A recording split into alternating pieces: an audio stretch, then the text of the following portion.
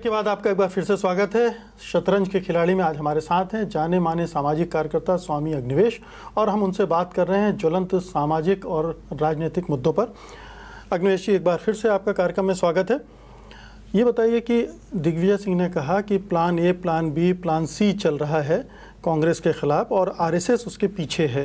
Plan A में Anna Hazare, plan B में रामदेव, बल्कि प्लान ए में रामदेव, प्लान बी में अन्ना हजारे और प्लान सी में रविशंकर। इस थीसिस से आप कितना इत्तेफाक रखते हैं? मुझे नहीं लग रहा ये ठीक है कि आरएसएस या बीजेपी के लोगों को हर जगह पर ये लगा रहता है कि भाई कहाँ से हम कुछ अपनी एक राजनीति और बढ़ा सकें आगे। स्वाभाविक है, किसी भी राजनीतिक दल का ये इतना तो नज़रिया होना ही चाहिए और इसलिए वो घुसने की कोशिश करते हैं। कोई नुकसान भी नहीं है। नहीं, उनके तो राजनीतिक उद्देश्य होंगे ना। नहीं, उद्देश्य जो भी हो मिटाना तो नहीं, जो देखिए कि यदि वो हमारे टर्म्स पर हमें मदद करने के लिए आ रहे हैं, कोई भी आए।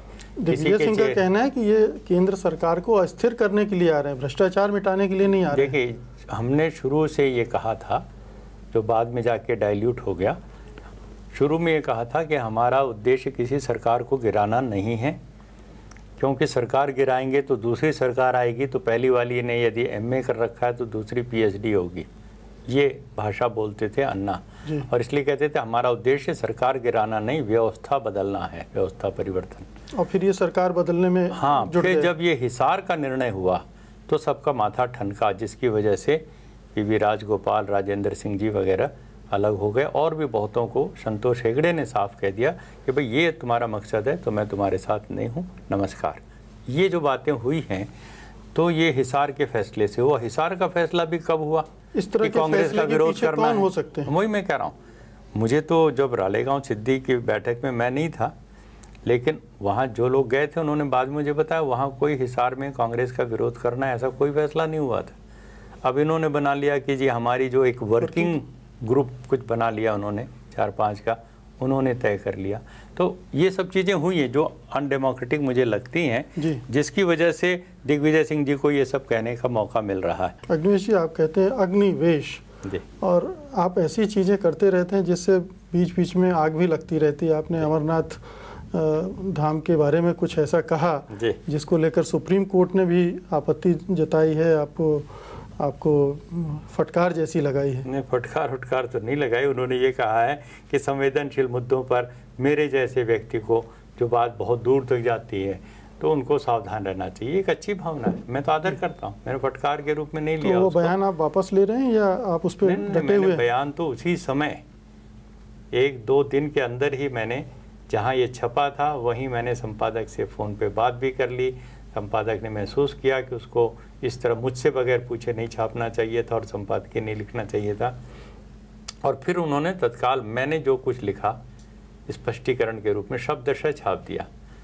उसके बावजूद भी कुछ लोग मेरे खिलाफ प्रचार करते रहे, पुतले जलाते रहे, मेरा सिर काट के लाने वाले को 10 लाख रुपए दिया जाएगा इसकी घोषणा करते रहे।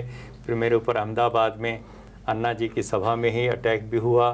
तो आप मानते हैं कि वो बयान आपको नहीं देना चाहिए था या उस तरह की बात नहीं करनी चाहिए थी? बिल्कुल। देखिए 2 चीज़ें हैं। एक है बात कहने का कि क्या कहना चाहिए,